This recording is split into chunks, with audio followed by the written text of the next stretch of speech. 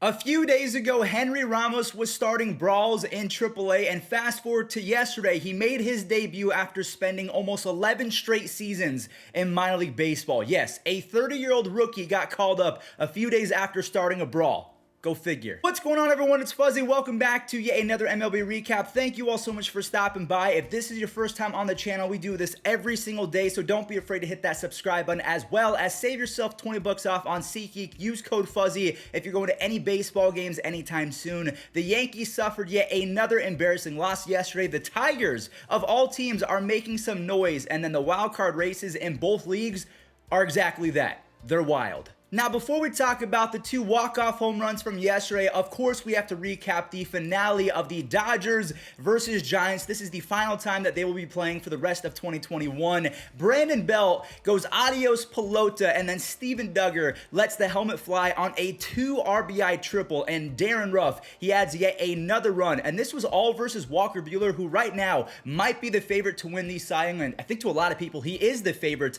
San Francisco, they grabbed 2 more in the 3rd inning, so Walker Buehler got tagged for 6 earned runs, and Albert Pujols later on in the game, he is proving to still be elite versus left-handed pitchers. He makes it interesting, but Mike Yastrzemski, he ends it in right field for the Giants, and the Giants actually take the season series 10-9. So they reclaim first place. They win the season series against the Dodgers all in one day. I mean, no one expected this from San Francisco. I don't even think Giants fans thought they were going to be this good. The Brewers faced off against the Cardinals yesterday, and this was one of my favorite games of the year. Pablo Reyes, you probably have never heard of him before, but he is playing in replacement of Colton Wong, and this dude destroys John Lester. As we can see, he destroys him yet again on a home run. Edmundo Sosa drives in an RBI on a sac fly, and then Bader rips a 2 RBI base hit. As the Cardinals were not done, Tyler O'Neill, he flexes his muscles. If you guys don't remember, it runs in his genes, just being absolutely jacked because his father, I believe, was Mr. Universal or whatever the heck is. He was a former bodybuilder, so we know that Tyler O'Neill, again, is just absolutely jacked out of his mind. He hit this ball 460 feet, and John Lester tossed 1 earned run ball, and Paul Goldschmidt robs Yelich of a base-clearing double in the bottom of the 8th. So all of the momentum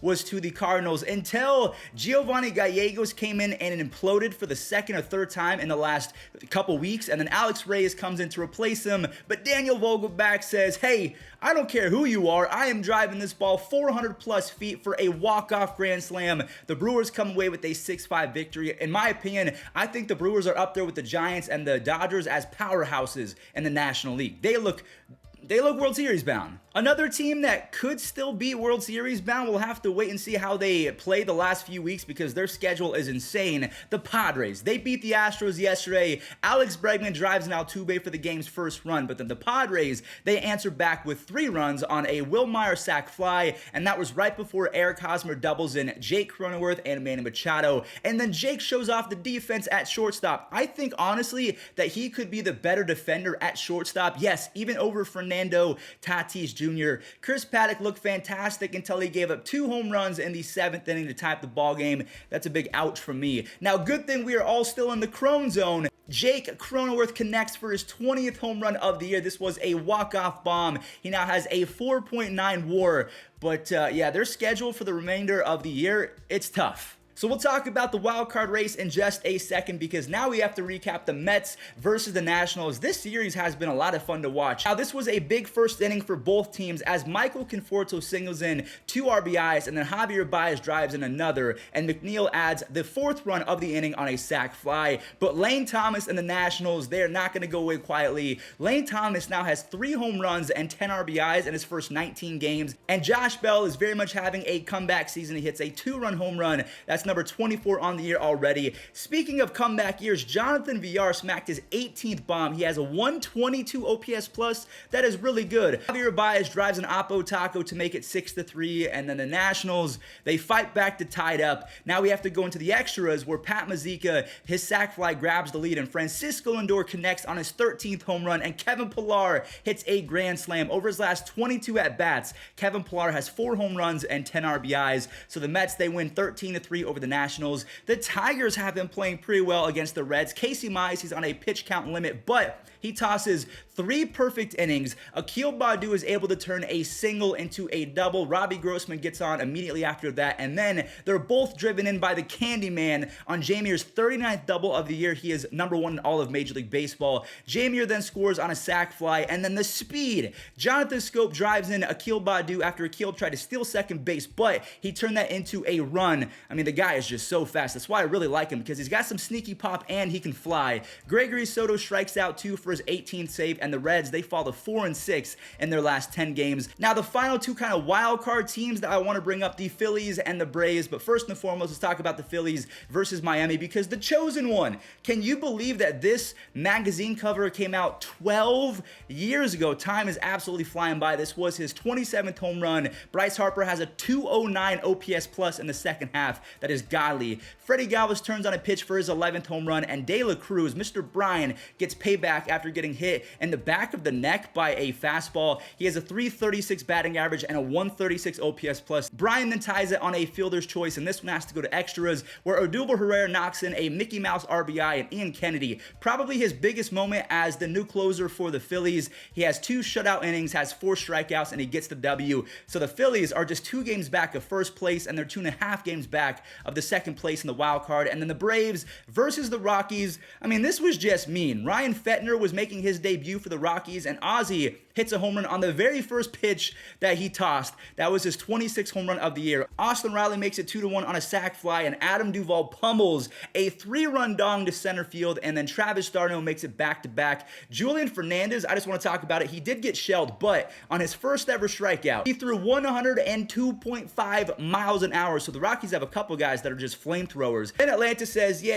enough of that. So Freddie Freeman drives an RBI, and then Austin Riley, MVP candidate Austin Riley, hits a 2-run home run, and Charlie Morton was fantastic. Only 2 hits in 7 innings, and Dansby ends it on a web gem. So, like we just said, the Braves are still 2 games ahead of the Phillies for first place, and the wild card, with the Reds losing, the Padres are now a half game ahead of the Reds, but the Padres face the Giants and the Dodgers 16 times to end the season, so that is a fat yikes. I mean, the Reds are playing not the best, but they can get hot, and the Padres, with that tough schedule, they can overtake them pretty easily. Now, moving on over to the American League, we have the Orioles versus the Yankees, and Austin Hayes blasts a home run in the second, and Scary Gary heats up with a grand slam, 430 feet, my goodness. But then Gleyber Torres, his lack of effort allows a base runner to get on, and then he pays the price. Cedric Mullins hits a 2-run home run. Mullins has 25 home runs, 26 stolen bases, and a 141 OPS plus, and then the Kraken was released yet again. Gary ends the day with 6 RBIs.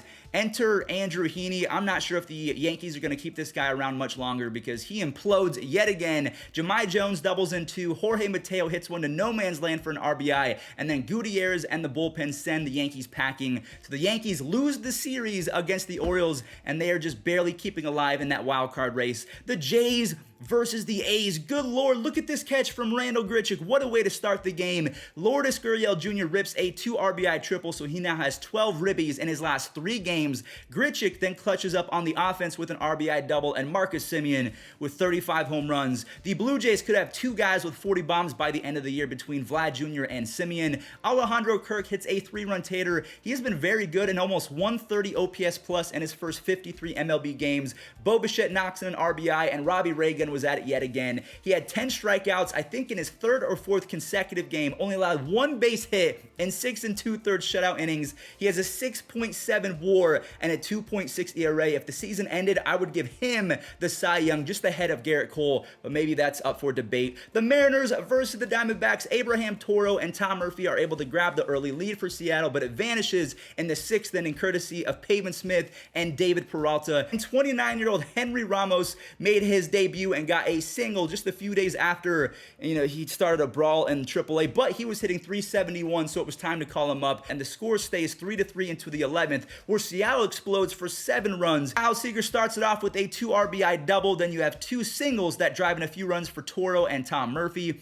Jake Bauers plates 2 RBIs, and then Haniger caps it off with an RBI single as the Mariners win 10-4. We have the Boston Red Sox going up against Cleveland in the final game of the series, and Cleveland loads them up and then scores 2 on 2 separate sac flies. Miles Straw singles in Owen Miller. I love Miles Straw, man. And then Franmil Reyes belts his 26th home run of the year. More on him a little bit later because Bradley Zimmer is able to bloop in 2 more. This is definitely an MLB The Show special. JD Martinez does make it interesting on a 2-run home run, so the score is 6-5 going into the 9th inning. But just like the Mariners, Cleveland goes off in the final inning. Ahmed Rosario has an RBI single that was followed up by a 2-run double by Franmil Reyes. Then you have Big Harold and Bobby Bradley making it 11 runs, and that was a big-time W for Cleveland. So the wild card in the American League looks like the Jays winning 4 games in a row, so they're now tied with the A's. The Mariners are cruising at 3 games back after winning 5 games in a row. I mean, it's straight madness. Now, the final 4 games don't really mean anything in the grand scheme of things, but they were still fun games to watch. The Twins versus the Rays, both starters were roughed up as Jake Cave and Luis Arraez, they collect 4 RBIs on 3 singles, and it's 4-0. But like we mentioned,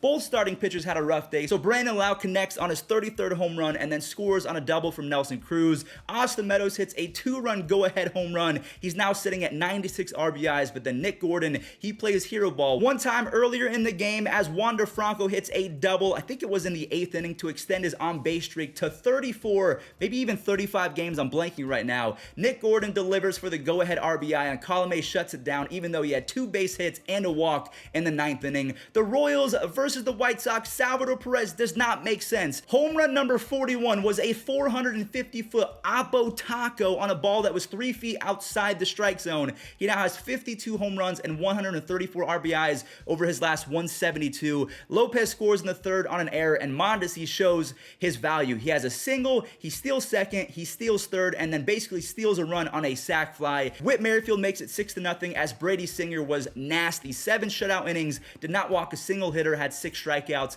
So Salvador Perez and Ohtani both lead the league in home runs, and they were the starting battery in the All-Star game. And Salvi becomes the 6th catcher ever with 40 home runs and 100 RBIs. The Rangers versus the Angels, DJ Peters just out of reach of Brandon Marsh for a home run, and then he goes yard again in the 3rd inning with a 3-run bomb. And Joe Adell, he crushes a home run. I want to talk about him later on as well, but before we do that, Texas was able to answer back with a bases loaded walk and a Kiner Falefa RBI single. Adell, he's hitting .325 over his last 11 games. He hits another home run, and that outfield is going to be dirty. I think that Marsh is going to replace Mike Trout as the full-time center fielder in 2022. So Ohtani strikes out to end it, and the Angels are yet again below 500. And last but not least, a wild game. Yoshi Sasugo lifts off again. You have Matt Duffy and Jason Hayward both taking flight, and then Brian Reynolds, he had a grand slam after cooling off the last 2 weeks. Ian Happ singles in Ortega, and Matt Duffy smacks his first career grand slam on his first ever multi-home run game. But Pittsburgh wasn't done with their scoring. They actually scored 3 to reclaim the lead, but then Frank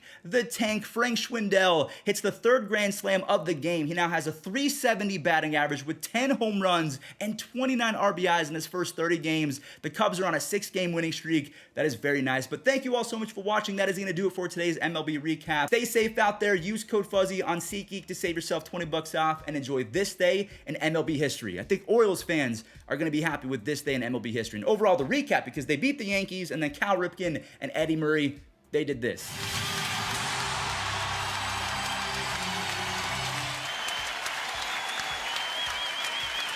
I've seen a lot of things in professional sports, but never in my life have I seen anything like this.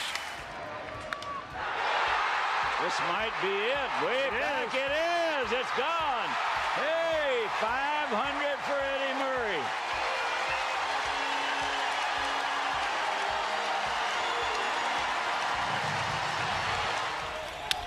Ground ball. This might do it. Hanley